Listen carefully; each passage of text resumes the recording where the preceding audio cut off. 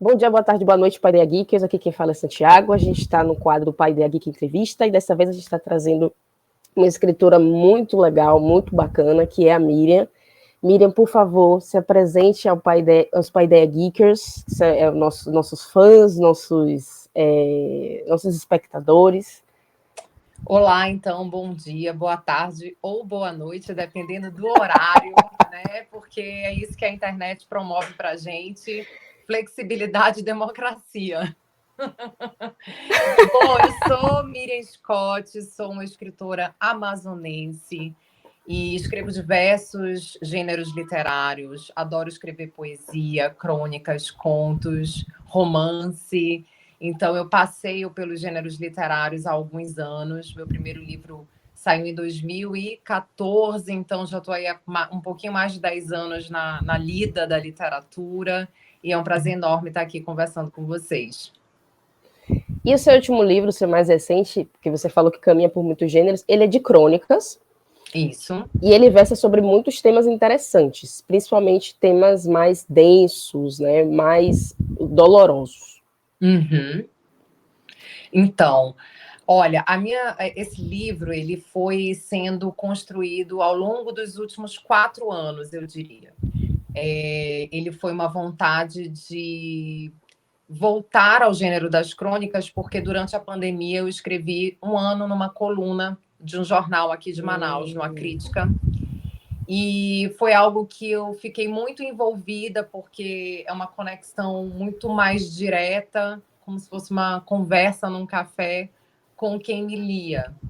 Então, quando a Patois abriu esse edital, né, para receber originais, eu pensei, por que não reunir algumas crônicas e que eu já tinha guardado, além das que foram para o jornal, mas eu já tinha várias guardadas, por que não reunir e fazer um livro de crônicas que vai falar justamente sobre esse nosso tempo tão enlouquecido e enlouquecedor e que mistura família, a falta de tempo para se curtir a vida, para se contemplar, o excesso de tecnologia, como separar a família, a profissão, enfim, eu acho que a temática é o contemporâneo, eu acho que eu quis deixar isso muito claro nas minhas crônicas, as perturbações que a contemporaneidade trouxe para a gente como sociedade, acho que foi isso que eu busquei.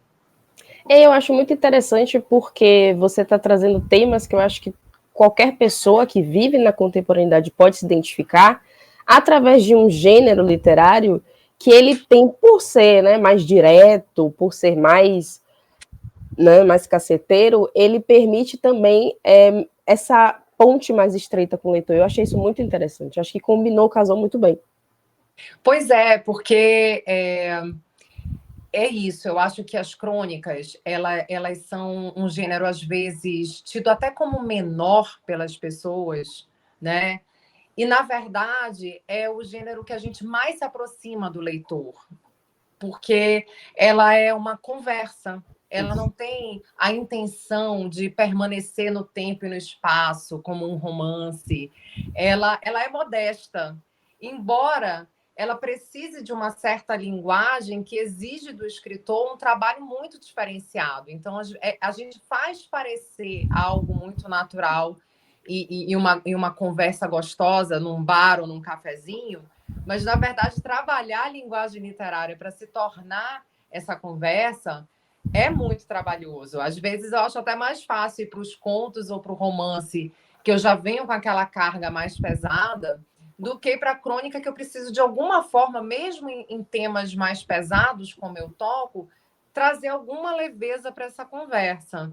Então, eu diria que a crônica ela tem sido colocada ali num cantinho, né? Como se ela tivesse ao rés do chão, como dizia o crítico literário Antônio Cândido, mas eu acho que ela merece mais da gente como leitores e como escritores. Assim, acho que ela merece estar mais, digamos, bem vista e bem lida também. Até porque eu acho que é uma forma deliciosa de se retomar o o costume de se ler, que acho que as pessoas têm muita dificuldade hoje em dia com a leitura pela questão tempo, né? Tudo virou uma questão de tempo. Eu não tenho tempo para ler, eu tenho muitas coisas para fazer, eu ando muito cansado, muito cansada, e aí quando eu começo a ler um livro, eu logo me dá sono. E a crônica, você pode ler aos poucos, né? Você lê uma crônica por vez, então o livro tem uma crônica de 3, 4 páginas, aí você volta para esse livro no outro dia, sem compromisso.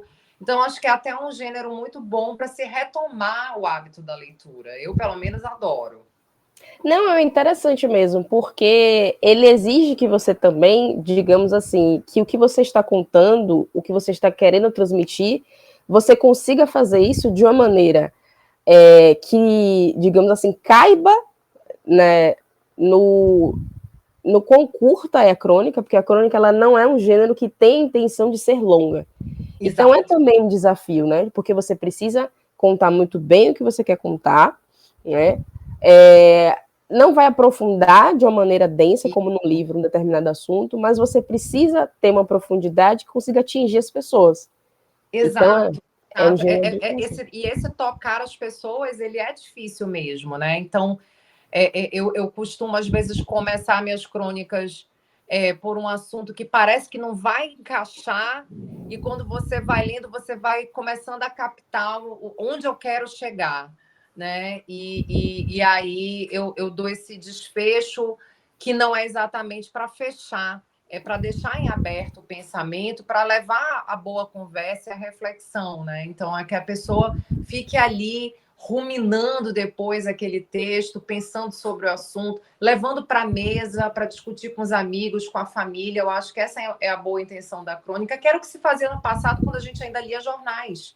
É verdade. Né? A crônica tinha muito esse lugar de puxar uma conversa, às vezes, que a família tem dificuldade de iniciar determinado assunto, e a crônica botava isso na roda. Né? Então, eu acho que isso é muito legal que a crônica faz. Isso é muito interessante. E mais do que apropriado para você discutir os temas que você estava querendo discutir. Agora sim, foram 34 crônicas que você reuniu em Tudo Um Pouco Mal. Você sentiu essa dificuldade, essa questão de atingir o leitor nessas 34 crônicas, ou foi um processo mais fluido? Como foi que foi esse processo de escrita, né, dessas crônicas? Depende da crônica. Eu acho que houve crônicas que assim veio num jorro de escrita muito grande, até motivada pela emoção que eu sentia no momento. Então, momento em que eu escrevi sobre a morte do meu cunhado, foi um jorro muito forte. Claro que depois passa por revisão, a gente troca palavras, etc. Mas aquele jorro veio com muita fluidez, com muita facilidade. Eu precisava colocar aquilo para fora.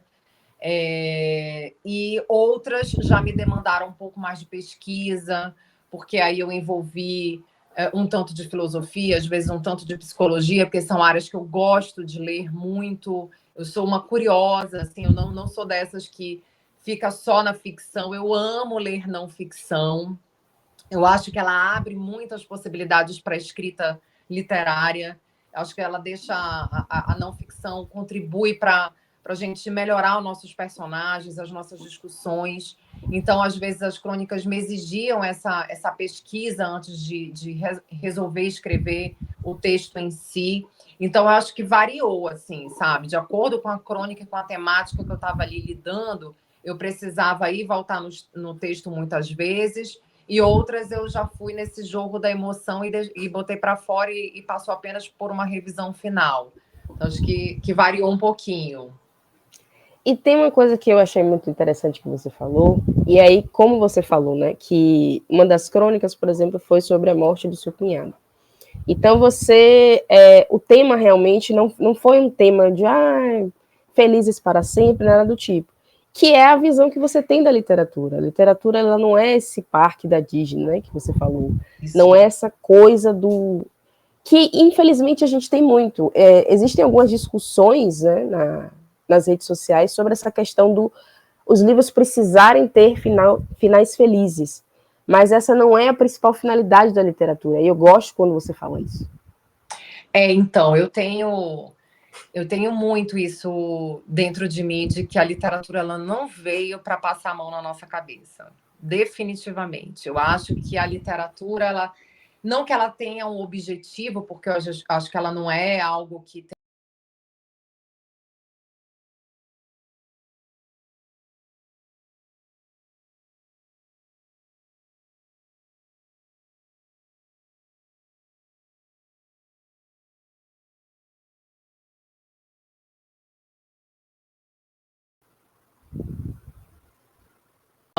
voltamos. Alô, oi. Voltamos. Voltamos. Eu Do nada a deixei, gente eu falei, caiu. será que ela vai? Depois tu Não, eu não tava. editas. Eu não tava me vendo, porque senão eu tava indo também. Mas aí eu não tava te vendo, eu não tava me vendo. Aí eu fiz, meu Deus, Eu vi que você sumiu. Eu falei, ela sumiu. E ela sumiu. agora? E agora? A gente volta. A gente volta. Então, você perguntava sobre a questão de essa função da literatura, se ela tem Isso. que apaziguar, se ela tem que passar a mão na nossa cabeça, e eu acho que não. Eu acho que a literatura, embora eu não acredite que ela tenha que ter uma função na nossa vida, ela não é para ter uma função exata, mas eu acho que quando a gente lê, se existe um objetivo na leitura, é para nos inquietar, é justamente para nos cutucar, é para fazer a gente sair da nossa bolha, sair do nosso conforto, da nossa comodidade e colocar realmente a cabeça para pensar. Eu acredito na alteridade que a literatura provoca, ou seja, essa possibilidade da gente experimentar o lugar do outro através do texto. Né? Então, assim, como que eu vou entender a situação que se passa uma travesti se eu nunca serei uma travesti e não sou uma travesti? Então, ao ler, né, um livro cuja personagem é uma travesti e que descreve suas dores e toda a complexidade da sua vida, eu vou chegar muito próximo nas dores e dificuldades que ela passa. Então, isso me ajuda a compreendê-la melhor e ajuda a desfazer certos conceitos, certos preconceitos que a gente tem em relação àquela situação, àquela pessoa.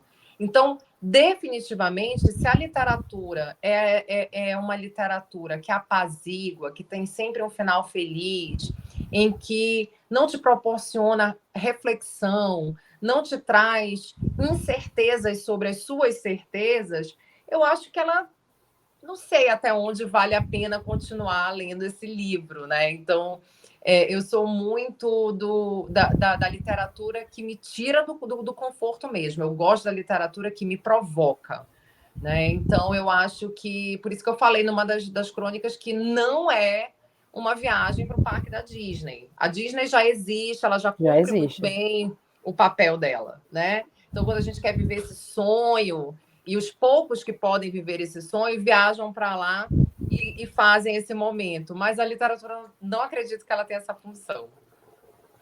E você sente que durante a escrita você se sentiu cutucada pelo que você estava escrevendo e discutindo? Santiago, o tempo inteiro. Porque a escrita, ela também é muito provocadora, né? E Isso é interessante. os temas que eu gosto de escrever são temas que me provocam experimentar lugares que eu não acho confortável, muitas vezes. Então, quando eu falo sobre depressão, por exemplo, em vários textos eu falo, não só nesse livro de crônicas, mas em outros textos meus, eu toco muito na questão da depressão e da minha própria depressão, que já passei, e é algo que me visita vez ou outra. É óbvio que naquele momento da escrita eu reexperimento sensações desconfortáveis. Então, para mim, escrever às vezes também é doloroso, né? E também me provoca desconforto.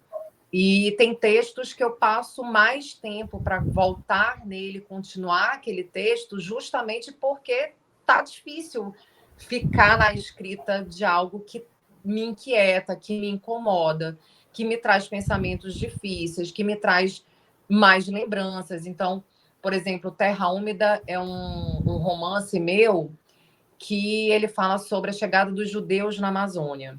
Então, ele me provocou obrigatoriamente lembrar de muitas passagens da minha família enquanto tradição. E aí, a minha avó foi alguém muito importante na minha vida. Então, vez ou outra, eu precisava lembrar das coisas que ela me ensinava, das coisas que passamos juntas, para descrever determinado personagem, embora não fosse ela, né? Mas, obviamente, que eu levei para o livro a tradição judaica. Então, era difícil falar sobre isso e não me comover e não lembrar da minha avó e não lembrar da saudade que eu sinto dela até hoje. Então, eu acho que a escrita é super provocadora. Eu também não me poupo, entendeu? Eu não me poupo.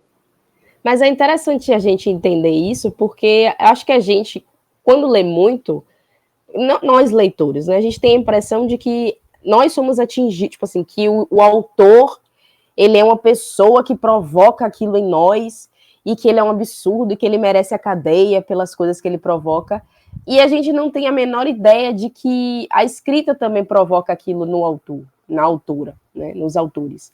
A gente tem muito essa visão de que só nós é que não conseguimos passar incólumes pela leitura, sem considerar que vocês também acabam sendo afetados pela escrita. É um processo que vai se retroalimentando, né? Exato, é uma troca, na verdade. O livro é aquela coisa, a obra ela é muito inacabada, né? Eu acredito nesse termo de que a obra é inacabada e ela precisa se completar no leitor. E ela é inacabada porque ela vai se completar em vários leitores e por tempo indeterminado. Né? Então, que eu me vou dessa terra e desse lugar e dessa vida, mas o livro vai ficar. Então, quando ele fica, ele vai ser terminado por outras épocas, por outros pensamentos. O que hoje as pessoas estão refletindo sobre um livro que eu escrevo não será a mesma coisa daqui a 20, 30 anos. Né? A gente ainda consegue discutir Capitu em 2025. Verdade. Né? A gente ainda está na dúvida se Capitu traiu ou não traiu. Então, isso é uma delícia que a literatura faz pela gente. Essa possibilidade da gente continuar a obra de um autor que não está mais entre nós e continua tão presente entre nós. Eu acho isso maravilhoso. Né? Então, eu realmente acho que a escrita e a leitura elas são mutuamente afetivas e se afetam de qualquer maneira, né? Coitado, Machado de Assis, eu acho que ele nem tem paz até hoje. Ele nunca vai ter paz, porque ele está o tempo todo sendo mencionado. Ele deve O ter tempo reencarnado não inteiro. sei quantas vezes e está lá sendo mencionado, mas isso é muito Exato, interessante. exatamente. E aí a gente percebe que as pessoas elas se conectaram, né? Porque eu acho que a partir do momento que tem essa conexão, essa identificação, que a gente acessa essa temporalidade, porque eu acho que a gente também recontextualiza, ressignifica a questão da Capitu, né? Eu acho que a visão que se tem hoje de Capitu não é a visão que se tinha antes de Capitu. Exatamente. Então isso é muito legal, assim, isso que acontece. E aí eu queria saber, você escreveu as crônicas ao longo desses 4 anos, e dentro desses 4 anos também houve o período da pandemia. Como é que foi escrever nesse período? Porque eu acho que foi um período de muita sensibilidade, Sim. de muita... As emoções estavam muito afloradas. Como foi escrever sobre isso? Olha, eu acho que foi a minha válvula de escape, porque eu lembro que, assim, em 2020, quando iniciou o ano, tinha saído em Manaus o edital, no finzinho de 2019, do Prêmio Literário de Manaus. E eu estava em dúvida se eu concorria ou não.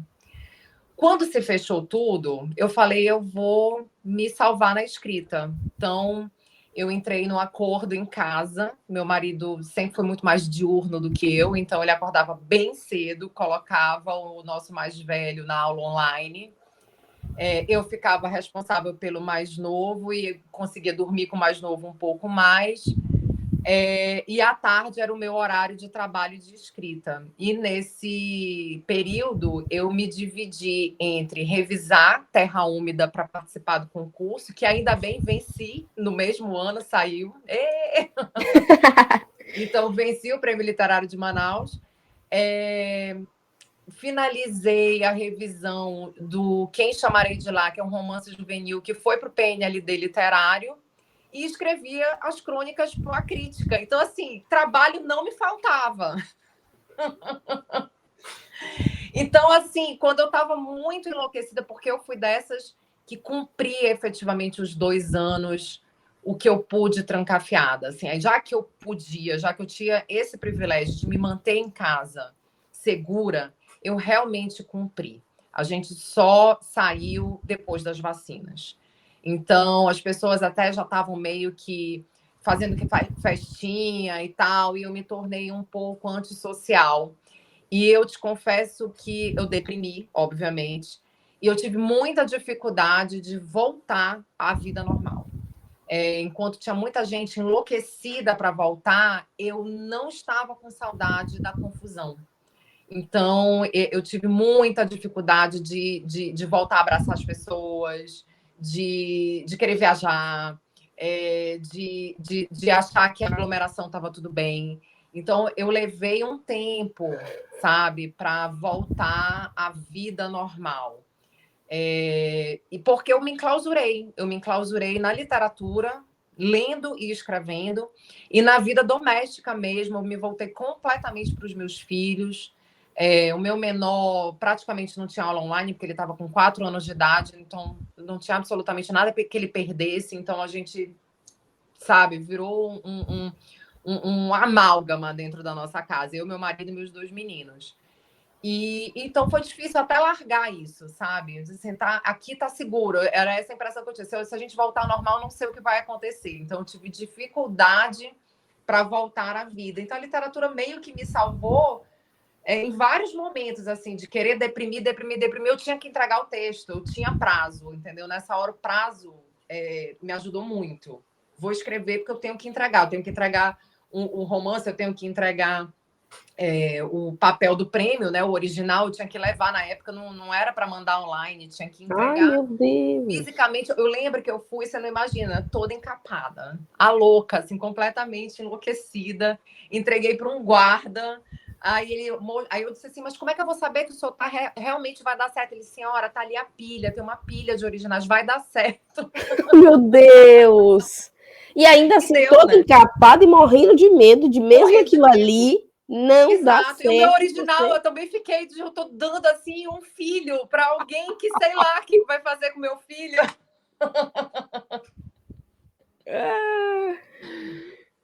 Mas foi bom, deu certo, deu certo. Não, deu tão certo que você, deixa eu ver aqui, você lançou ele na Flip de 2024. Então, vamos contrabalançar, né? Você teve esse momento muito doloroso da nossa história, que foi escrever esse livro, mas também, digamos que você teve uma ascensão e uma aclamação, porque ele foi lançado já em festa, Flip, né? Já em festa. Então, como em é que foi esse momento para você?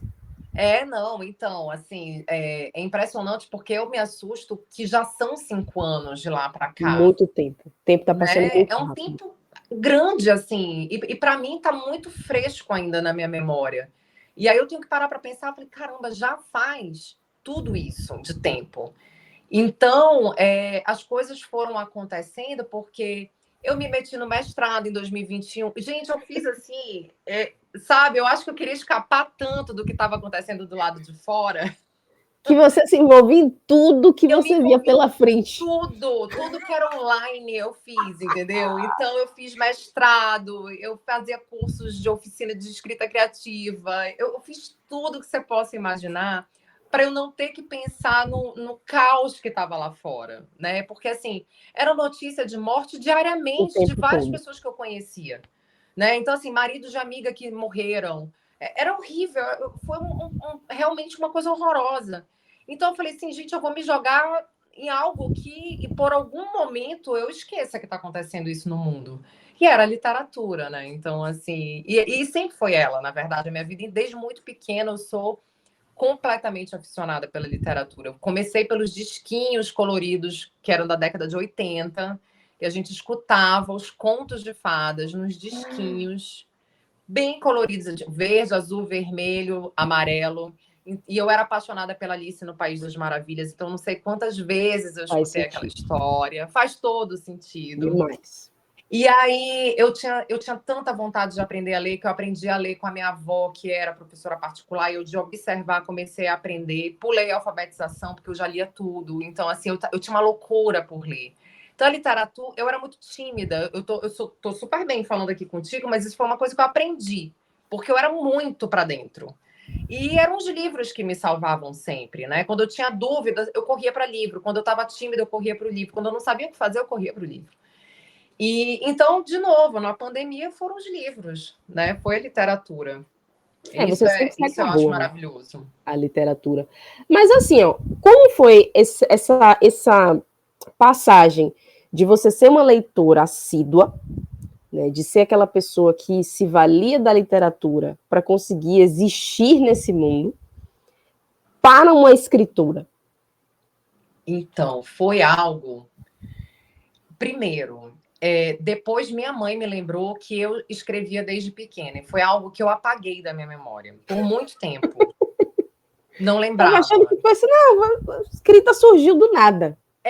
Exato. E aí ela disse: não, você já desde 9, 10 anos já fazia uns versinhos.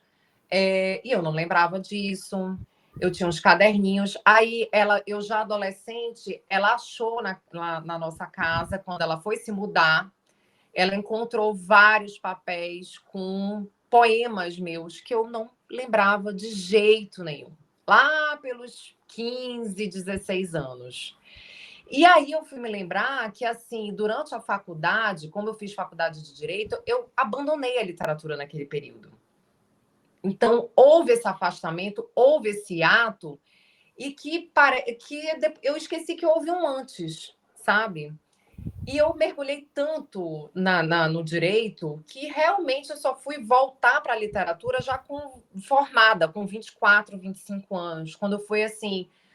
Eu tô com saudade de ler coisas que não sejam jurídicas. Aí eu fui assim mergulhar em Clarice Lispector. Já comecei de novo bem, sabe? Então, e aí, quando eu me tornei mãe com 29, fui salva pela literatura de novo, porque eu entrei numa depressão enorme. Então, foi um período muito difícil para mim a chegada do primeiro filho.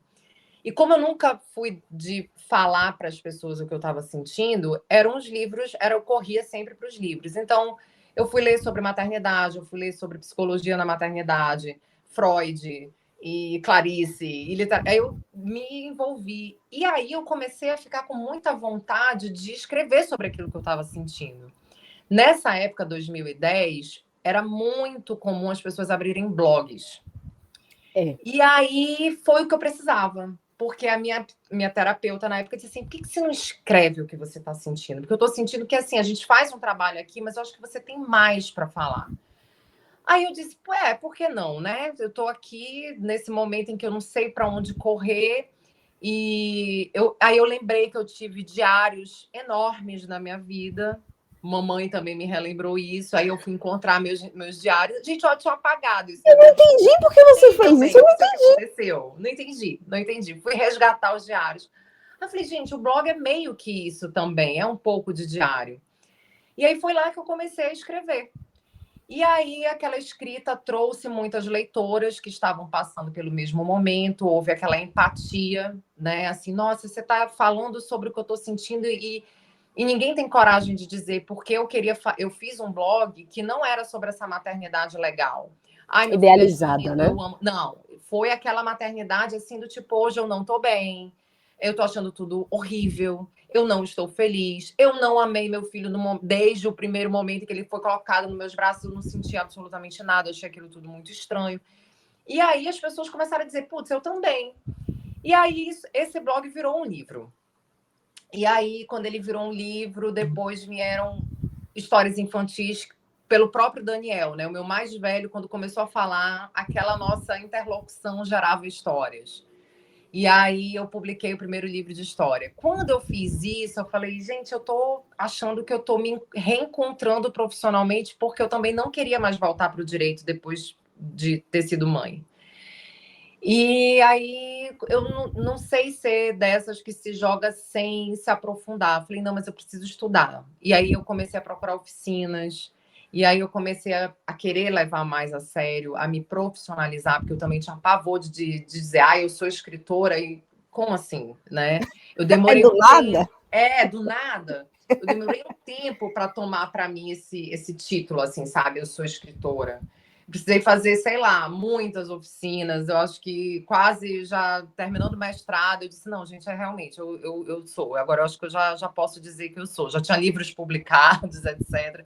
Mas é algo que, como, sei lá, não tem uma faculdade que você sai escritora, aí a gente fica um pouco com medo, parece meio pretensioso você se auto-intitular algo, né? Assim, eu sou escritora. Então eu tinha medo de dizer isso. E as pessoas dizerem, ela se acha, sabe? Eu tinha muito medo disso. Até que eu disse, não, putz, já estou com mais de 3 livros publicados, já escrevi poesia. Não, gente, eu acho que eu posso, tá tudo bem.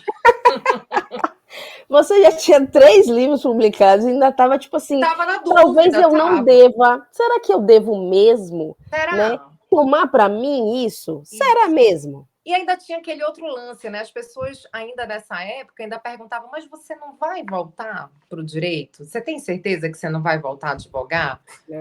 É muito difícil isso, porque assim, a literatura é esse lugar que as pessoas acham que é hobby, né? Então foi muito, muito complicado, por exemplo, conversar com meus pais. Hoje em dia são meus maiores fãs e meus maiores leitores, mas ali o olhar deles era do tipo, o que você vai fazer com tudo que a gente investiu em você, entendeu? Para onde você vai com a tal da literatura na sua vida? Como assim? Né? E o direito? E tudo que a gente investiu, tempo, dinheiro, cursinho, né? E eu ficava naquela assim, tudo bem, eu sou eternamente agradecida e não foi à toa. Eu passei Não. 10 anos advogando, não foi à toa. Mas agora eu me encontrei em outro caminho, eu preciso trilhar esse caminho. Então, assim, foi difícil enfrentar, né? Porque a gente ainda, mesmo adulta, eu já mãe, eu ainda precisava da aprovação de pai e mãe. Olha só como são as coisas. É muito difícil você enfrentar e dizer assim, eu não tô nem aí para o que eles pensam. Né? É muito difícil. Mas Demais. hoje me apoiam incondicionalmente, mas foi difícil. Mas é complicado mesmo, até porque eu acho que a gente está tão acostumado em ter o apoio, né, ter o acolhimento, que é muito difícil quando a gente não tem.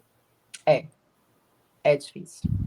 E é muito bacana perceber nos livros que você publica que tem muito de você ali, né? Muito do momento da vida que você está. Né? Então, você tem um livro infanto-juvenil no momento da maternidade, você tem um livro sobre temas muito pesados, muito densos, numa época da pandemia que você também estava vivendo tudo isso. Então, é muito bacana perceber isso, né? Perceber você na sua literatura. E não é só você, né?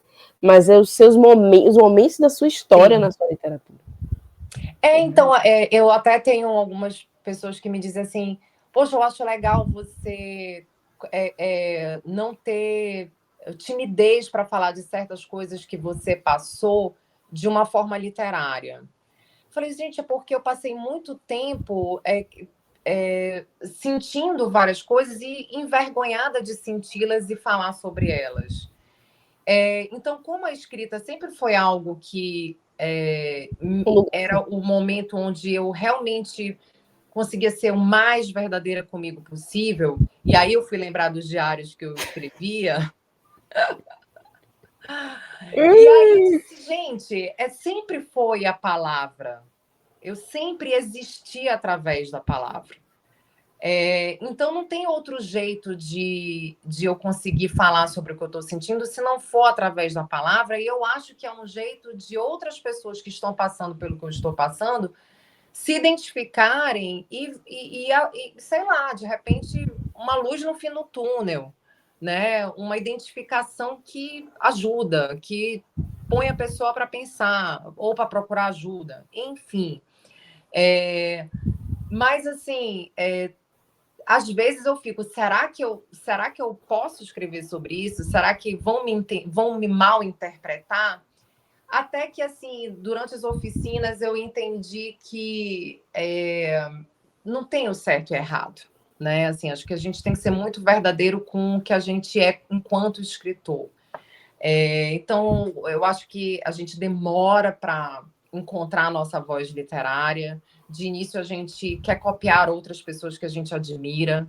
Quem não quer escrever igual a Clarice? Quem não quer escrever igual Lígia Fagundes Telles? Que, né, assim, a gente fica muito apaixonada por essas grandes escritoras que nos guiaram de alguma maneira na vida. E ainda nos guiam, né? Até os dias de Exato. hoje. Então, e aí até você encontrar o seu ritmo, né? A sua literatura, a sua escrita, o seu próprio vocabulário é muito difícil. E quando eu me apropriei disso, e isso realmente eu acho que não é algo que eu conquistei sozinha, e é sempre a dica que eu dou para quem quer escrever. As oficinas, elas têm um papel muito importante na vida de um escritor iniciante, que é te dar não ferramentas prontas, porque não tem receita de bolo, mas é te dar um caminho, sabe, para que você se é como se fosse quase uma terapia de escrita. É que você, através dessas oficinas, vai se reconhecendo enquanto escritor e enquanto escritora. E quem você deseja ser como escritor e como escritora. Porque não tem uma fórmula. Ah, se você fizer isso, você vai se dar bem. Se você fizer isso daqui, seu livro vai ser excelente. Não tem. Não tem, porque o bonito da literatura é a diversidade, né? Então, eu não tenho como escrever com o mesmo vocabulário de quem nasceu no Nordeste ou no Sudeste. O meu vocabulário é do Norte, eu sou nortista. Então, é óbvio que o tu vai estar na minha literatura, né? Então, é claro que vão ter palavrinhas que as pessoas vão ficar na dúvida do significado, mas isso é bom, corre atrás, o dicionário está aí. Isso mesmo.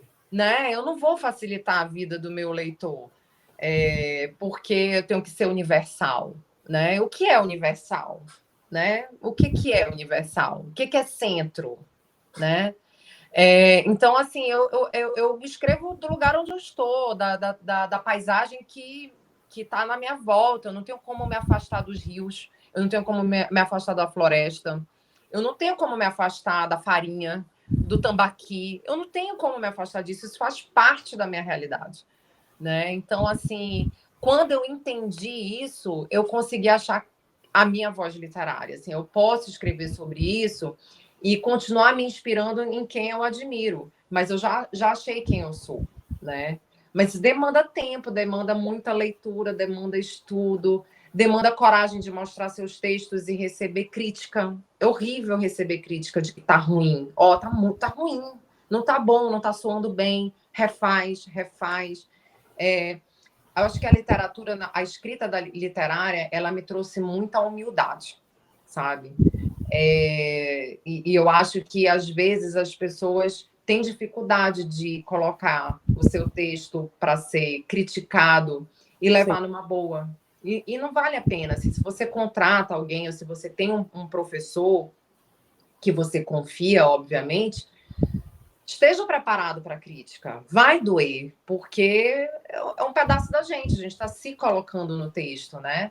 Mas se a gente quiser crescer como escritor, como escritora, a gente vai ter que apanhar mesmo, né? Nenhum escritor que a gente admira ficou sem crítica, né? Se a gente é até bom, uma dica que eu dou: ler biografias de escritores para você ver o quanto foi penoso para eles escreverem o que escreveram, né? Não foi da noite para o dia. Essas pessoas, elas ficavam péssimas durante dias porque o colega escritor acabou com textos dela, mas foi importante para poder melhorar e aí saírem grandes obras. Então, acho que a humildade, ela é muito importante na escrita literária, muito. E eu acho que tem uma coisa muito bacana da gente emergir, né, na biografia dos escritores, é que eu acho que a gente tem uma percepção muito romantizada de que, tipo assim, nossa, grandes nomes da literatura, já o primeiro livro já era impecável, e às vezes não é isso que a gente vê. A gente vai vendo a evolução da escrita daquela pessoa ao longo dos livros. Então a gente pega o primeiro livro, poxa, esse aqui não foi tão interessante, vai no seguinte, já gosta um pouco mais, a gente vai notando diferenças. Então é legal a gente perceber que existe um caminho, né? Não é essa coisa de dom, porque tem muito isso também na literatura, né? Nossa, tem demais. Às vezes, e principalmente quem não é do meio literário, acho até que é um elogio, né? Assim, nossa, eu fico tão admirada como você tem o dom da escrita. E aí eu tenho que dizer, não é exatamente um dom. Teve trabalho, teve esforço aqui. Tem muito trabalho, tem muito estudo, tem muita lágrima, assim, de dizer assim, eu vou abandonar tudo. Nossa, meu marido, coitado. Meu marido, assim, ele já me viu desistir da escrita literária dezenas de vezes ao longo desses anos. Dezenas de eu chorar e dizer, não vou nunca mais escrever, nunca mais. E ele, tá bom, amor, tudo bem, senta aqui, toma um Isso, aí chazinho. ele diz, olha, eu já sei, né, eu já te conheço, passa aí o teu luto, fica aí teus 3 dias, 4 dias afastada, etc. Tá tudo bem, ele me ouve, aí eu vou, choro, falo, desconjuro a literatura, o mercado editorial, eu tenho ódio do mercado editorial, né, fico revoltada com o mercado. E aí depois passa, eu digo, não, gente, eu não consigo fazer outra coisa na vida, eu só sei escrever mesmo, é isso, vambora. E aí enxuga as lágrimas e volta para a escrita de novo, é isso. É isso, é muito sangue, suor e lágrimas, gente, não é dom, não Exato. é, ai meu Deus, é vocação, tem muito isso, né? Não, não é. Definitivamente não é. Agora, a curiosidade, né? Você caminhou entre gêneros diferentes e até em formatos literários diferentes. Mas você notou alguma oscilação no seu ritmo de escrita, na sua voz? Ou você conseguiu manter isso mesmo ao longo dessa mudança de gêneros e formatos literários? Eu acho que oscila, até pelo gênero mesmo. Eu acho que tem textos que às vezes eu começo a escrever e eu percebo que o ritmo que eu estou dando não é de prosa, é poesia. Né? E aí ela me convoca um outro ritmo, eu entro numa outra paranoia, sabe? E quando é prosa, eu já me envolvo de outro jeito com o texto, o tempo de escrita, de pensamento, de reflexão muda também. Eu acho que a crônica também me demanda um pouco mais de agilidade na escrita, menos descrições, menos preocupação em descrever mesmo, em ser aquela pessoa complexa e que precisa falar de tudo. Então, eu acho que quando caminho por gêneros diferentes, eu vou entendendo o ritmo de cada gênero, como cada gênero me convoca assim para escrever. E, e aí eu gosto de me abastecer muito, mesmo para o gênero prosa, de poesia. Então, eu gosto muito de ler poesia para desentravar, sabe? Porque eu acho que a poesia ela tem essa capacidade de destravar o cérebro da gente, porque ela é uma escrita tão diferenciada, ela brinca tanto com a linguagem que você às vezes se depara com textos incríveis, né, de poetas incríveis que faz umas coisas assim que, uau, daqui eu consigo puxar uma ideia, sabe? Então a poesia ela tem muito para mim essa função de desentrave. Assim, quando eu estou péssima, sabe? Aquele dia que você acorda mal, que você sabe que você tem que escrever o texto, que você tem prazo para entregar e não está saindo, eu vou para poesia, ou eu vou para filosofia. Filosofia é algo que eu amo ler, amo, assim, sabe? Porque abre, né? Abre a mente, assim, Você vai para lá? algo, vem para lá, vem para cá, uma coisa que às vezes você nem entende, e tá tudo bem também não entender, faz parte não entender. Poesia e filosofia não é para compreender tudo, a gente não tá aqui para compreender tudo, tá? É para ficar na dúvida mesmo. E a partir da dúvida eu escrevo, eu gosto de escrever a dúvida, né? Eu acho que a dúvida faz parte da escrita. Quem é que vai escrever com toda essa certeza? Tenho certeza que nenhum escritor escreveu convicto do que estava escrevendo, estava na dúvida. Eu acho que é a dúvida que leva a gente a escrever. Eu sou muito dessa, assim.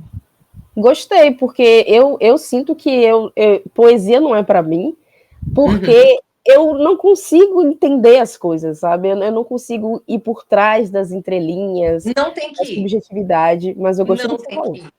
Não tem que ir. É isso. Eu acho que talvez isso seja um pouco culpa da escola, né? Que quis Sim, levar a gente para esse didatismo da poesia. de sempre querer E entender o significado, esmiuçar, dissecar os poemas, é verdade. sim, sim, eu acho que bom, para mim, olha, isso é o meu filho que está aqui passando. Dan, eu estou gravando uma entrevista, você pode sair nesse momento, querido. Muito obrigada. Eu já terminei. Tá bom. Então, assim, É isso. Faz parte, né? Então, eu acho que assim, a escola ela teve essa questão de ter que ser didática. ai, o romantismo, né, Camões e tal, e o poeta queria dizer isso. Não, a gente não sabe o que o poeta quis dizer. A gente não tem como saber. O que eu acho é que ela tem que rebater em você do seu jeito. Sim. Né? E às vezes a poesia estava falando de outra coisa e você interpretou de outra completamente diferente. Então ela não tem que significar nada, né? Assim, o que o poeta... Não, gente, esquece o poeta. O poeta ele já fez o trabalho dele. Ele escreveu a poesia e mandou para o mundo. Agora ela é do mundo. Agora é com você. Esquece o poeta, é com você, leitor, porque não tem que ter essa explicação. Né? Então, eu acho que é um desserviço, às vezes, que as escolas fazem, de querer fazer o aluno interpretar o poema, né? Dizer o que o poema está querendo falar. Putz, acabou o poema. E aí acabou também perder o leitor de poesia, porque se torna chato, se torna um negócio mecanizado, exigente, que tem que ter um trabalho para entregar. Acabou a poesia. Né? E a poesia é o contrário disso, né? Ela é para desestabilizar, é para não entender mesmo, é para dizer, putz, grilo, eu não entendi nada, e fica aí com isso aí do não entender nada. Porque a vida é isso, a gente não tem um monte de coisa na vida que a gente não vai entender, né? A gente fica às vezes, por que isso aconteceu comigo? Ora, sei lá, não tem explicação. Então, assim, sabe, quando você tira esse peso da poesia, acho que você leva isso para a vida também. Eu não vou entender tudo, não vai ter explicação para tudo. Então é isso, não se cobre entender poesia, não tem que entender mesmo, tá tudo bem. Eu gostei bastante, porque eu acho que realmente esse movimento que a gente vai fazendo é confinando a poesia, que é algo que não é para ser confinado. É isso. É isso. Eu acho que por sua culpa, Miriam, eu acho que eu vou começar a investir em ler poesia, que era uma coisa que eu tinha uma resistência, mas agora que você falou, eu vou só me deixar levar. Ai, vai ler. Olha, eu amo, por exemplo, a Ana Martins Marques, eu acho que ela faz um trabalho de poesia contemporânea incrível. Eu adoro aquele rapaz, o Ocean, eu vou esquecer o sobrenome dele, mas ele é incrível. Nossa, quando eu li aquele poeta, eu fiquei enlouquecida. Eu amo Hilda Hilst, ela é uma poeta que eu volto nela muitas vezes, assim, leio e releio sem cansar, gosto demais. A Silvia Plath, eu acho assim, ela sensacional. Então tem muita gente que de antes e de agora que dá para a gente ficar muito assim, embasbacado com o que aquelas pessoas fizeram com a palavra. Assim, eu adoro ver a brincadeira com as palavras e de repente... O Manuel de Barros, por exemplo, é uma delícia de ler, porque é uma poesia que te lembra a infância. Né? Ele está o tempo inteiro inventando verbos, inventando coisas que não existem. E aí você fica... Eu podia fazer isso? Será que Isso é maravilhoso, né? E isso te autoriza a uma escrita que a gente fica muito preso nisso, né? Eu posso escrever desse jeito? Será que se eu falar desse jeito ou escrever desse jeito vão concordar? E não, assim, faça do seu jeito, você vai encontrar o seu caminho. Eu acho que esses poetas, eles fazem eles nos autorizam a ter mais liberdade na escrita, sabe? Eu acho que por isso que eu gosto da poesia. Eu não preciso nem perguntar, olha, então. gato, tá? Gente, aqui é tudo ótimo isso aqui. É muito família. A gente é muito família. Tem um gato, tem um filho passando lá atrás. Se seu marido quiser dar um oi também, ele pode. Ele é um mequetrefe, entendeu? O nome é maravilhoso também, é um mequetrefe. Meu Deus. Meu Deus, você não vai acreditar, mas uma amiga minha tem a gata dela se chama Mequetrefe. Ela chama Olha de Meque. Tá Olha para ele, não é possível. O que é isso, velho? Norte e Nordeste, que conexão Norte e foi Nordeste comunicando que Como existem é mequetrefes, fêmeas e machos, e é isso. Maravilhoso. Eu não preciso nem perguntar a influência que porque você fala muito da Clarice, eu não preciso nem perguntar a influência que Clarice teve na sua escrita. Acho que você falou bastante, mas você pode falar um pouco mais também, não tem problema. Olha, eu acho assim, a Clarice, eu acho que quando as pessoas se propõem a lê-la, ela causa um impacto muito violento na vida do leitor. Eu acho que é um antes e depois da Clarice. Para tudo, assim, desde Perto do Coração Selvagem, que é o primeiro romance dela, até você se deparar com Água Viva e dizer o que diabos essa mulher fez com a literatura. Assim, ela é realmente alguém que não à toa começa a ser conhecida pela Kate Blanchett, que agora só quer citar Clarice, né? É verdade. Né? Agora, todos os discursos dela está lá, Clarice. Eu falei, ai, gente, ó, Clarice. Ela é um monumento de escritora, né? Então, para mim é ela e o Grande Sertão Veredas, o Guimarães Rosa. Assim, para mim, são as minhas bíblias literárias, sabe? Porque o que eles fizeram com a palavra, eu não sei dizer. Eu volto aos textos deles, eu continuo me impactando e achando sensacional na mesma medida. E ambos são difíceis, não é uma literatura que eu digo assim, se você tiver que começar a ler hoje, leia Clarice, leia Guimarães. Não é por aí. Eu acho que isso pode até assustar e afastar o leitor, a leitora. Acho que a gente tem que ir com calma, né? Ir degustando aos poucos, começar de repente pelos contos, que ambos têm livros incríveis, etc., até você chegar em obras mais complexas, para você não tomar um susto e se afastar de literatura e dizer não é para mim. Então, é algo que eu precisei ler mais de uma vez para alcançar a complexidade que ambos traziam na escrita deles. Não foi na primeira vez que a gente pega. É impossível né? É impossível você pegar tudo na primeira leitura de qualquer um dos dois. Não dá. Você tem que voltar, né? Sem pressa, reler mais de uma vez. Eu tenho meus trechos preferidos que eu volto. Que nem aquele livro do Desassossego, do Fernando Pessoa, que eu também amo. Eu volto várias vezes. Porque tem frases que são impactantes demais até hoje.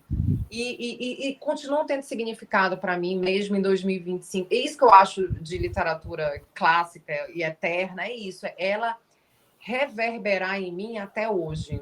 Embora tenha sido escrito em outro tempo, outro século, outras reflexões, essas pessoas estavam à frente do tempo delas, a ponto de conseguir escrever algo que perdurou no tempo, né? Que a gente não cansou, que a gente não achou ruim, né? Que a gente não achou anacrônica, né? Então, isso que eu acho maravilhoso. Então, esses escritores, eles estão assim mesmo nesse lugar quase bíblico para mim, né? Hoje em dia eu sou muito mais da literatura do que judia. Hoje em dia minha religião está muito mais literária do que judaica.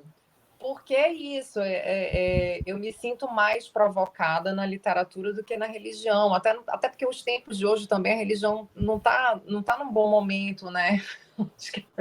Que as religiões elas estão um pouco assim, né? E aí isso não tem nada a ver com o que eu gosto de escrever, não tem nada a ver com o que eu acredito. Eu acho que eu sou muito aquariana, muito. Super aquariana, eu sou sempre assim, as causas sociais, elas me chamam muito, sabe? Então, o que não tem causa social, o que é egoísta, eu não quero. E aí é isso. Então, acho que por isso e eu acho a literatura tão capaz de abarcar tudo e todos, que é por isso que eu fiquei com a literatura. Acho que o casamento religioso que hoje em dia eu fiz foi com a literatura. Gostei, isso faz muito sentido, né? Eu acho que a literatura, eu acho que ela tem esse espaço sempre de permitir, de autorizar, né? É sempre mais, é sempre abrangente, né? Ampliando. Em vez de ser confinando, ela vai destruindo as barreiras, destruindo os muros. Então, faz muito sentido que você se encontre muito mais na literatura do que em outra instância, outro âmbito, né? Faz bastante sentido. E me diz uma coisa. Você falou de Clarice, mas tem uma outra autora que você até dedicou uma carta para ela em uma das suas crônicas, que você não falou dela ainda. E eu estou muito curiosa para saber a sua relação com a Virginia Woolf. Como é que esse diálogo da Virginia Woolf com Miriam Scott? Então, assim, eu acho que o texto que mais me pegou dela foi aquele do Teto Todo Meu. né? Então, assim, aquele texto, na época que eu li, e que eu estava ali no início mesmo de querer me tornar escritora, ele foi um divisor de águas para eu entender que eu precisava desse espaço, e que é muito difícil para uma mulher realmente tomar essa caneta para si. E olha que, assim, é muito interessante ela ter se colocado no lugar de mulheres, um lugar que ela não ocupava, né? Porque ela era uma mulher extremamente privilegiada. Ela tinha essa possibilidade financeira graças a um testamento que foi deixado para ela. Então, ela tinha aquele quinhão que ela recebia anualmente. Ela era uma mulher casada, mas sem filhos. Ela escolheu não ser mãe. Porque ela era muito apaixonada pelo trabalho, ela sabia que era essa maternidade que ela queria abraçar, a literatura, mas ela conseguiu entender as dificuldades das mulheres como um todo para se organizarem e se tornarem escritoras. Então, imagina, ela falou isso em 1929, eu ali estava nos anos 2014, lendo e completamente embasbacada e dizendo assim, é isso, sabe? Assim, enquanto eu não tiver esse espaço, enquanto eu não me colocar nesse lugar, enquanto eu não tiver esse quinhão, como é que eu vou me chamar e autodenominar escritora? Como que vão me respeitar? Né? Porque é isso. Que lugar que eu posso... Como é que eu posso ser escritora? Já mãe de 2 filhos à época. Que horas é essa? Porque eu estou em casa, mas é esse caos. Que horas que eu consigo parar para escrever e as pessoas respeitarem que eu estou trancada escrevendo e isso é trabalho? Né? Porque tem isso. Todos os escritores homens, quando se trancavam em suas bibliotecas, eram respeitadíssimos e são respeitadíssimos até hoje.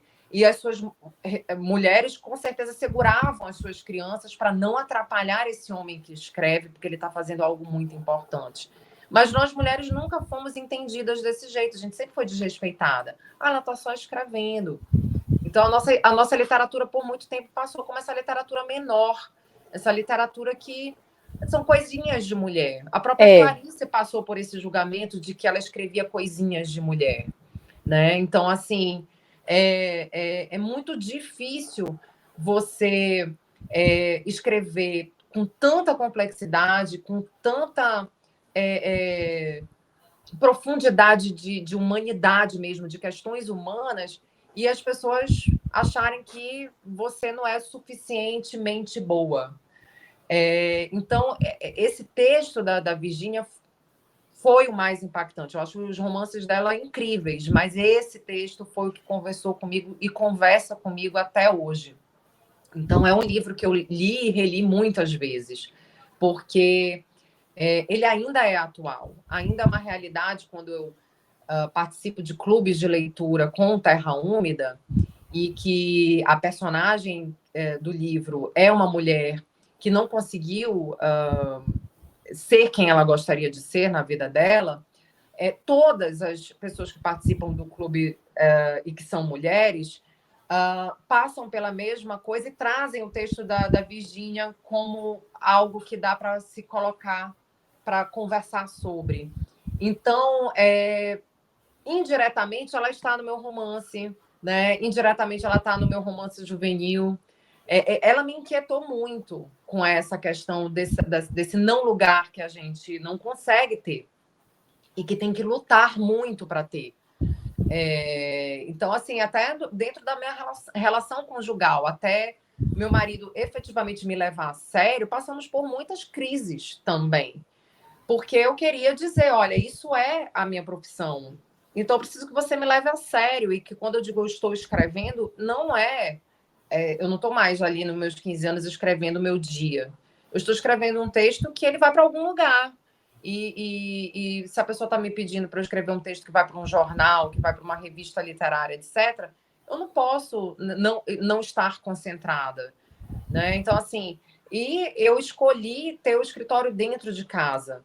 O que eu sei que tem um lado ruim, porque a todo momento eu sou importunada. E às vezes eu tenho que trancar a porta e dizer, eu tenho o direito de trancar a porta, porque a gente ainda tem que lidar, a mulher sempre tem que lidar com a culpa, né? eu posso trancar a porta, tá tudo bem se eu não atender meus filhos nesse momento, né? Então você precisa parar para pensar que você tem esse direito. Os homens não param nenhuma vez para pensar se eles têm o direito ou não de se trancar para fazer algo que eles consideram importante. Então por que que eu não tenho, né? Então são muitas questões que aí haja análise, né? Eu sou aquela que fez 10 anos de análise e continuo em terapia, porque a gente está sempre se auto-sabotando. A gente está o tempo inteiro com essa questão da impostora, né? Não se achando no direito de. Então, esse texto da Virginia, ele é, para mim, assim, super importante. Literatura o tempo inteiro, não tenho dúvidas. Eu acho engraçado que quando você fala do impacto que o texto de Virginia teve sobre você e das experiências que você compartilhou com outras mulheres no clube, me faz pensar naquele termo, né, que você, aquele conceito de dororidade, né, que são essas experiências, essas vivências dolorosas que são compartilhadas. Né? Isso eu acho maravilhoso para mim.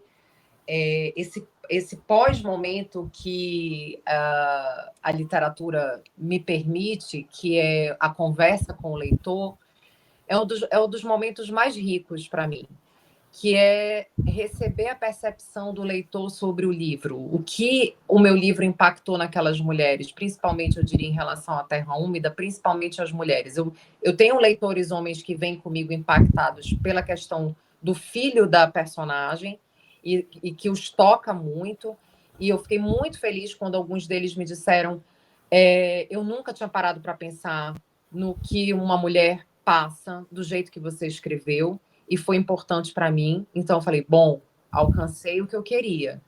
Porque, obviamente, que é muito mais fácil as mulheres se identificarem, mas um homem pegar e ter a coragem de dizer que se impactou porque ele nunca tinha parado para pensar, e muitos deles disseram, nossa, quando eu li a Simi, que é a personagem, ela lembrou muito a minha mãe. Eu acho que tu saíste de novo.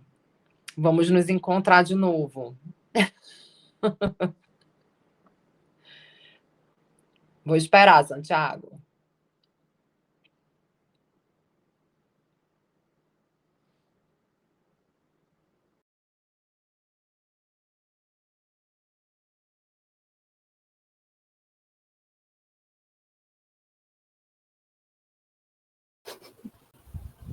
Sou eu caindo, Oi, de você novo, de caindo, novo. Tô impressionante, aqui. meu Deus. Mas a gente não vai desistir, não, por favor. Não vou desistir, tô aqui.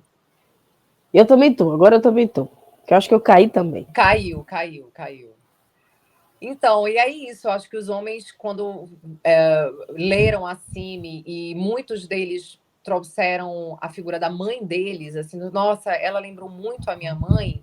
Então, imagina quanto tem de discussão para ser feita a partir de um romance, né? Isso é muito legal. Para mim, isso é o mais legal depois que você publica um livro, é você poder ter essas devolutivas dos leitores. Isso é muito bacana. E você teve essa devolutiva em relação a Tudo um Pouco Mal? Eu estou começando até agora. Porque é aquela coisa, né? O livro ele tem todo esse tempo de chegar aos leitores e das pessoas tirarem aquele seu livro da pilha de livros que as pessoas têm, que não é fácil, né? Não é fácil. E aí você esperar que as pessoas comecem a te trazer, né, os seus momentos, e o que é legal é isso, que as pessoas às vezes não leram ainda o livro inteiro, mas vêm até mim por causa daquela crônica que estão lendo. Então já tive, olha, ainda não terminei o livro, mas eu estou nesse pedaço e eu amei essa daqui. Então isso é muito, que é uma outra coisa, né? O romance, as pessoas querem ler tudo para ir até você. Sim. E na crônica eu tenho recebido as devolutivas aos poucos e de textos completamente diferentes, porque é isso, né? As pessoas são diferentes e vão ser tocadas por textos diferentes. Então, estou começando a receber isso agora.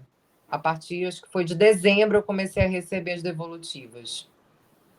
E como é que tem sido esse contato com os leitores? Né? Você tem se inserido nas redes sociais E como é que Uhum. tem sido isso? Como é que foi essa inserção? Porque eu acho que se a gente for parar para considerar, eu acho que ela foi muito mais intensificada ao longo da pandemia, mas como é que está sendo hoje em dia a sua inserção nas redes sociais e o seu contato com os leitores, as leitoras, ex-leitores, a partir das redes sociais?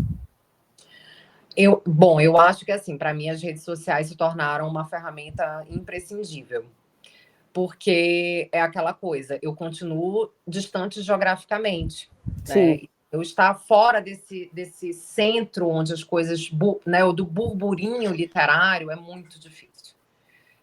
Eu acho que, obviamente, que se eu tivesse ali em São Paulo ou em No Minas, Rio, sim. provavelmente eu já teria muito mais leitores, eu já estaria participando de muito mais situações literárias e conversas em livrarias, eu acho que seria diferente.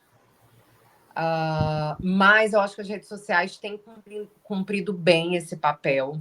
E eu acho assim que quando eu chamei as meninas da Contato, que fazem essa parte de ajuda, né? Elas fazem essa intermediação entre o escritor e os leitores, já tendo os canais onde a gente pode aparecer e mostrar o nosso trabalho. Então, eu acho isso muito bom. Assim, eu recomendo muitíssimo, porque eu não tenho como saber com quem que eu posso falar para mostrar meu trabalho que seja do meio literário no Sudeste, né? Então, essa ponte que as meninas fazem e com muita qualidade, com muita delicadeza e sempre muito gentis, para mim é algo importantíssimo. Então, além das redes sociais, eu contei muito nesses últimos meses com a ajuda das meninas da Contato. Então, acho que é um investimento para mim que tem tido retorno, sabe? Não é aquele que você investiu e ficou por isso mesmo. Não, eu tenho tido bons retornos a partir disso. E para mim é fundamental, assim, eu tenho que estar na mídia, né? Mas nem sempre eu consigo sozinha. Então elas são a minha ponte para que isso aconteça. Realmente é importante, né? Eu acho que as redes sociais elas têm esse trabalho potente de fazer, por exemplo, essa ponte não teria acontecido se não fossem as redes sociais. Então, Exato. eu gosto dessas conexões. E eu gosto ainda mais que você é nortista. Então, eu gostei muito. Quando eu vi, assim, eu fiz, caramba, é uma escritora que vem do norte, né? Então, isso me chamou muito a atenção, porque eu acho que a gente provoca uma descentralização. Né? Infelizmente, esse eixo literário está muito concentrado no Sudeste. Então, aqui a gente do Nordeste, a gente sofre por conta disso, é impactado por conta disso. Eu imagino que você no Norte também seja impactado por isso Sim, também. bastante. Até porque eu acho que, por exemplo, existem cidades do Nordeste que movimentam bem o cenário literário. A gente ainda está, assim, engatinhando nisso, sabe, por aqui. Então, às vezes, no Nordeste, a própria cidade consegue absorver os seus escritores. Aqui a gente ainda não está nessa potência de contar com os nossos próprios leitores. A gente tem mais facilidade de angariar leitores fora de Manaus do que dentro de Manaus. Né? Então, nós temos uma dificuldade, porque a realidade social amazonense ela é muito difícil. A desigualdade social é gigantesca. Nós somos 2 milhões em Manaus, mas, assim, alguns poucos mil, 100, 200 mil, estão vivendo confortavelmente. A grande maioria, nós somos a segunda cidade no país com o maior número de favelas. Não é o Rio de Janeiro. Né? Então, em primeiro lugar é Belém do Pará e em segundo lugar estamos em Manaus. Então, assim, a realidade econômica das pessoas no Amazonas é muito difícil. Obviamente que a literatura e o livro não conseguem ser prioridade para essas pessoas. Então, realmente é difícil o cenário literário ser movimentado como em outras cidades maiores e com menos desigualdade. Isso faz toda a diferença. Né? Então, a gente ainda está engatinhando muito nesse sentido de feiras.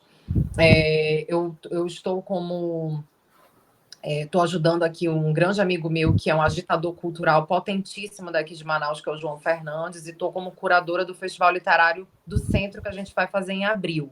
Já vai ser o terceiro festival.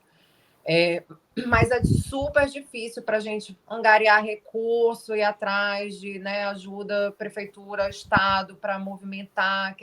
literatura nunca é algo que devolve para eles alguma coisa, é sempre muito difícil convencer o poder público, porque é literatura, né? É Não parece diferente ser quando é lucrativo. muito difícil. Quando envolve música, é muito mais fácil conseguir. Sim, Né? imagino. Mas no cenário literário ele sempre está muito prejudicado, porque as pessoas não se empolgam. Então é toda uma dificuldade financeira que a gente tem para fazer, mas esse ano a gente conseguiu já algum recurso pela prefeitura, já conseguimos, talvez tenhamos dois ou três escritores nacionais, colocar o cenário local dentro da feira para fazer a publicação dos seus livros, para fazer para ti mesmo. E se mostrar, essas pessoas precisam se mostrar, elas querem mostrar a sua literatura. Sim, só que não tem onde, mas é né? difícil, ainda estamos penando aqui, mas aos poucos, quem sabe. Eu espero ouvir mais de você e também sobre outros escritores, escritoras, né, manauaras. Eu acho que isso é muito importante, né? Sim. Eu acho que, porque também cabe a gente, né? Existe uma questão de que é preciso que isso desponte, mas também precisa haver um interesse da nossa parte de querer também buscar essas pessoas. Né? Eu acho que tem isso também. A gente precisa também descentralizar nossas preferências e nossos gostos. E isso eu acho, às vezes, até que parte, talvez, de movimentos de pessoas da própria literatura que já alcançaram mais. Faz sentido. Porque o que eu vejo, por exemplo, no Sudeste, é que as pessoas continuam se ajudando, só elas ali, né? Você não consegue ter entrada no clubinho. Isso é muito complicado.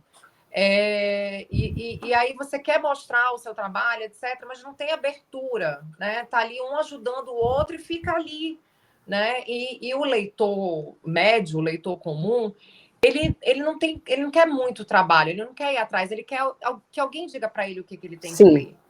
E aí, se eles só se ajudam, vai ficar ali na mesmice, vai ficar ali naquele cenário literário de sempre, não vai sair muito daquilo. Você fica ali com 10, 20 nomes que estão sempre circulando e que só se retroalimentam. E aí a gente fica aqui tentando, né, gritar o nosso nome, mas é difícil chegar, porque as pessoas têm que querer abrir esse espaço para outras literaturas, para pessoas de fora. Então, também, por exemplo, sou muito grata ao Afonso Borges, lá de Minas, que faz um trabalho incrível de festivais literários, e que eu fui convidada ano passado, participei de 2 deles, tanto do Araxá quanto de Paracatu. E, assim, foi a primeira vez que eu tive contato, assim, de oportunidade de mostrar alguma literatura totalmente diferente para aquelas pessoas. E ele é muito preocupado com isso. Eu acho ele bárbaro, porque ele tem uma preocupação em colocar o mesmo número de mulheres e de homens, a mesma porcentagem entre negros e brancos. Existe, né, os indígenas. Ele está sempre muito preocupado em dar voz para todo mundo. E quem foi para um não vai para outro, porque circulam as pessoas. Justo. Gente, eu acho ele assim, hoje o maior exemplo de alguém que tem vontade de diversificar a cena literária do Brasil, sabe? Eu assim, sou muito grata à oportunidade que ele me deu ano passado. E ele está sempre muito atento às novas vozes literárias, muito atento, assim, isso é muito legal. Isso é muito importante, né? Eu acho que não somente em relação a vozes diferentes, mas a contextos, vivências socioculturais diferentes, né? Étnicas diferentes. A gente precisa mais disso. Eu acho que quando você foi falando sobre a realidade de Manaus, isso para mim foi muito interessante, porque eu não tenho, isso não chega até mim. E talvez eu também tenha um pouco de culpa de não procurar sobre isso. Mas eu acho que só nessa conversa já foi interessante porque isso chegou. E isso talvez chegue a outras pessoas. Então isso já ajuda bastante. Isso. Porque assim, é muito legal quando os clubes são de fora, e aí as pessoas dizem, eu não fazia ideia do cenário que é o Amazonas. Assim, as suas descrições foram muito legais, porque eu fiquei com vontade de conhecer Manaus. Manaus entrou para a minha lista de viagens que eu quero fazer. Puxa, isso é, assim, um presente receber, né? uma pessoa que nunca cogitou visitar o norte, de repente, por causa de um livro, ficou com essa vontade, né, de colocar assim, nossa, eu quero conhecer Manaus porque eu fiquei com muita curiosidade de ver com os meus próprios olhos o que ela descreveu naquele livro. Isso é muito legal. E eu Isso acho é que impagável. isso só seria possível, né? Isso só foi possível porque você também fez questão de trazer o seu contexto, né, Sim. geográfico, social e cultural para o livro também, né? Além das suas vivências e seu contexto. Sim. Então, isso também foi muito importante, isso é muito legal. Isso. Que eu acho que é o que talvez seja uma das minhas marcas assim registradas na minha literatura, é esse que eu não consigo me afastar dessa realidade de paisagem mesmo, né? Então, assim, tá tudo muito entrelaçado. É impossível a minha poesia não falar dos rios, né? Não, é impossível, porque é algo que me acalma, né? É algo que eu passei muitos anos afastada, muito mergulhada em cidade, depois eu redescobri. Então, não tem como eu não colocar isso na minha literatura. E isso desperta a curiosidade, porque é uma paisagem que é exótica ainda para muita gente, é É diferente verdade. mesmo. E chama a atenção. Então, todo ano aqui tem um evento chamado Navegar, que é o pessoal da Livraria da Vila, lá de São Paulo, que faz no Amazonas. E é um passeio de barco, etc. Eu tive a oportunidade de participar uma vez. E aí vieram pessoas de fora, escritores de fora, e assim, ficaram encantados. E aí, a partir dele, já vieram outras pessoas para conhecer, né, a Navilhanas e Novairão e o tal Rio Negro e tal. Então, assim, eu acho que a literatura, quando ela faz essa parte de provocar o interesse das pessoas saírem dos seus lugares, né, das suas bolhas, isso eu acho o mais legal. Né? A gente escrever a nossa realidade e contagiar as outras pessoas com isso. Isso é muito bom, e sem contar que isso é importante para construir a unicidade da sua voz literária. Sim. Porque vai ser sempre marcada, não, o que ela fala ali, o contexto dela é muito interessante, para além da escrita dela, para além das vivências, tem um contexto. Então, é algo a mais também, um elemento que agrega ainda mais a sua voz literária. É isso. E falando em voz literária, você está trabalhando em 2 novos romances. Um é contemporâneo e outro é histórico. Vai você mudando também, já vai mudando, você está sempre essa camaleoa. Você pode falar o quê sobre esses 2 novos romances que estão aí vindo direto do forno? Vindo, você foi muito otimista agora. Eles vão vir, a gente não está dizendo que vai vir amanhã. Ai, gente, então é isso, porque da mesma forma que, como leitora, eu nunca leio um livro por vez, eu tô sempre com vários. Sempre. Eu tenho, assim, 10 livros que eu estou lendo ao mesmo tempo. Juro. Não é mentira. Eu não consigo escrever uma coisa só. E eu não quero escrever um tempo só, porque eu me canso daquele tempo, entendeu? Tipo, eu não aguento mais, gente, ficar lá naquele vocabulário do início do século XX. Putz, eu tô cansada pra caramba. E tá com essa mulher, eu tomo abuso da personagem, sabe? Fico abusada da personagem, com raiva dela. Já quero afogá-la lá no Rio Negro. Entendeu?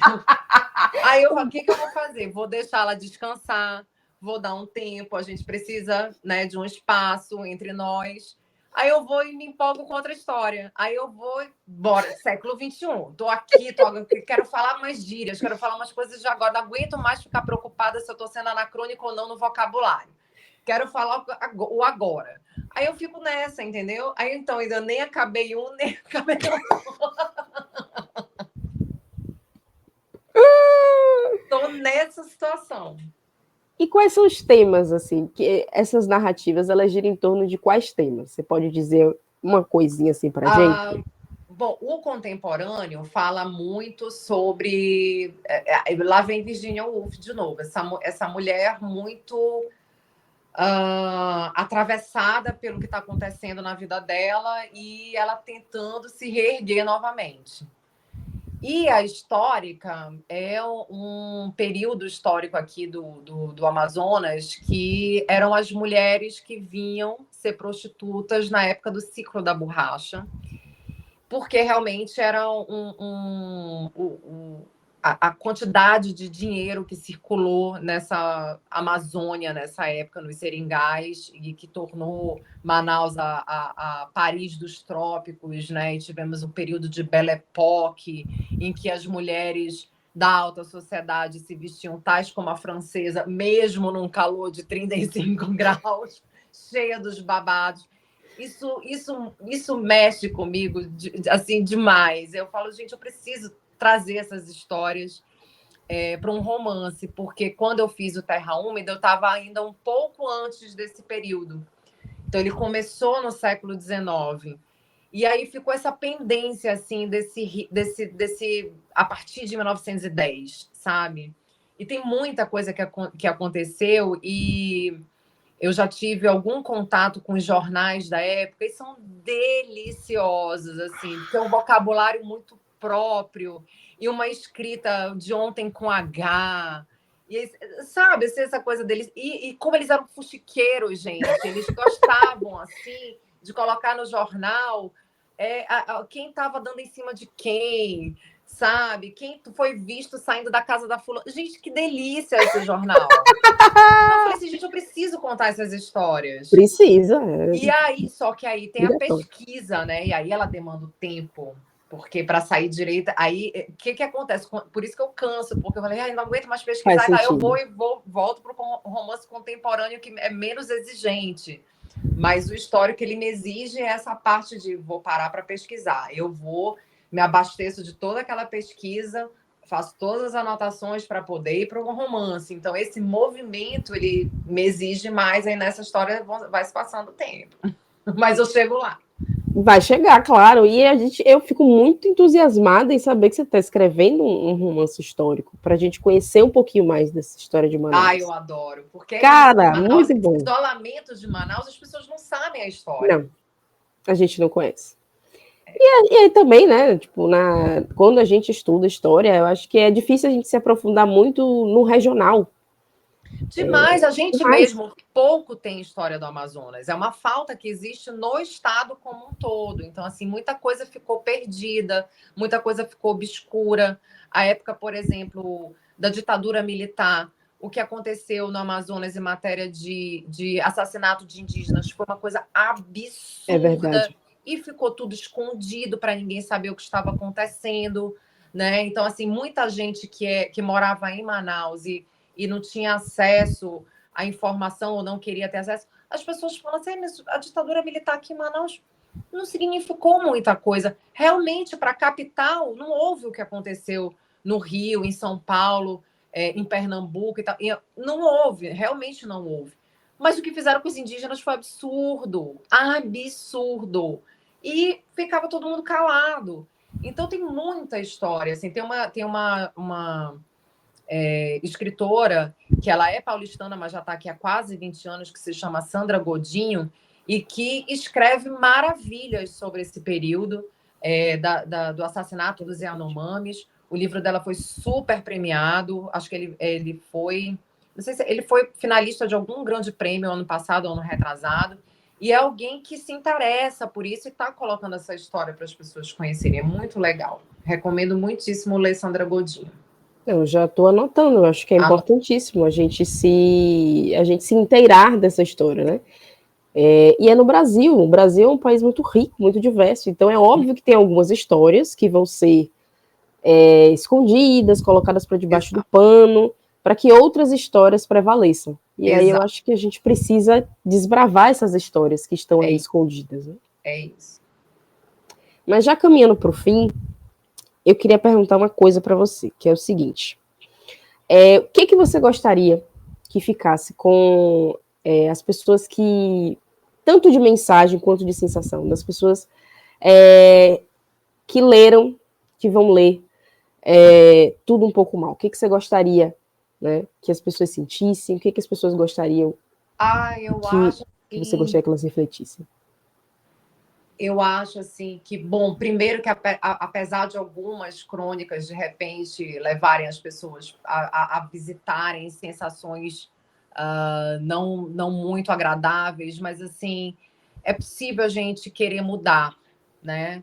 A gente não consegue mudar o mundo inteiro, mas acho que a gente consegue mudar alguma coisa em nós mesmos. Eu acho que essa esperança de que é possível você ser melhor é o que me move, né? Então, assim, eu como mãe de 2 meninos, me preocupo o tempo inteiro quem são esses homens que, né, eu estou ajudando a colocar no mundo. Quem são essas pessoas? Então, acho que é isso. Acho que essas reflexões que as crônicas, eu tento provocar com as crônicas, é nesse sentido de repense quem você está sendo, se é isso que você quer continuar a ser, sabe?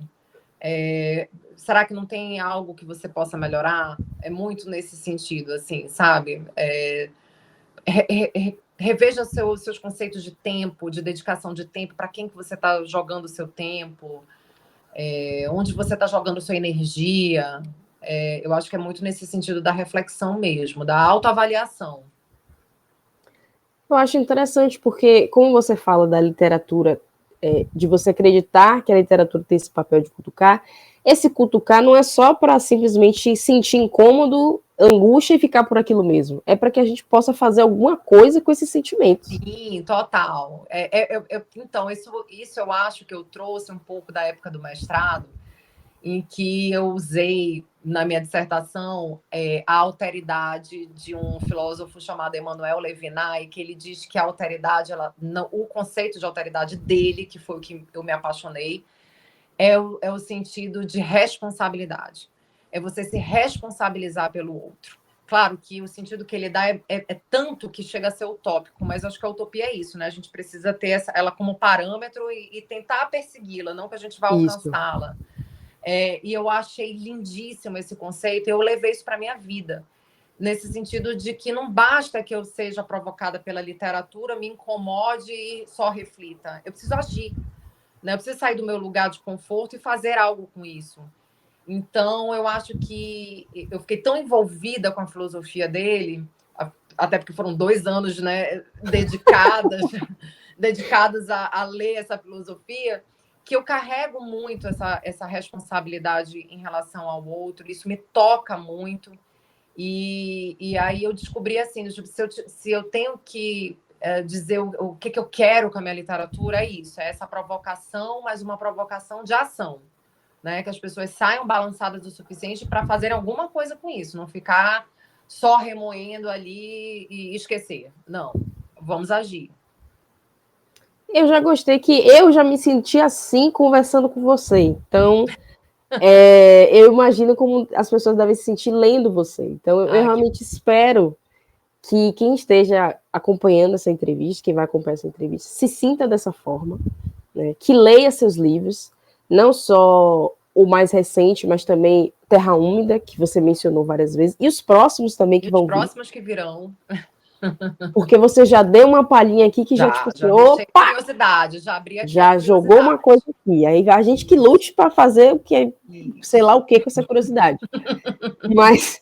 mas eu acho que foi muito legal esse papo. Já me deixou tipo assim, opa, já quero fazer uma coisa, quero pesquisar, já quero ler. Acompanha mais o seu trabalho, eu acho que isso é que é mais importante. E aí eu acho que eu só tenho a agradecer mesmo a sua presença aqui, a você ter aceitado o convite. Você está nos concedendo, né, a oportunidade de te conhecer seu trabalho, conhecer as suas influências também. Eu acho que é muito importante. E é isso, eu acho que meu sentimento é gratidão mesmo. Então o sentimento é mútuo, porque é isso. Alguém, quando me dá um espaço para eu falar de literatura, para eu tentar envolver as outras pessoas na literatura e dizer assim, venham ler, ou me ler, ou ler, né? Eu fico muito grata. Então, é um sentimento muito recíproco, é de gratidão também por esse espaço. Obrigada. Obrigada. Pronto, ambas agradecidas, extremamente gratas e só mais uma vez obrigada, Miriam. Obrigada. Me achem lá pelo Instagram, Miriam Scott, estou lá. Por favor, faça seu merchan. Acho que você tem direito a... TikTok, você está autorizada, não viu? Faço dancinhas, tá? Não faço dancinhas, por favor. Mas abri o TikTok para conversar com esse público do Quem Chamarei de Lá, que é um público muito jovem. E que, né, o livro está nas escolas, está na Biblioteca de São Paulo. Então, assim, eu tive que ter o TikTok, porque eles não têm Instagram, esses jovens não querem ter Instagram, eles só têm TikTok.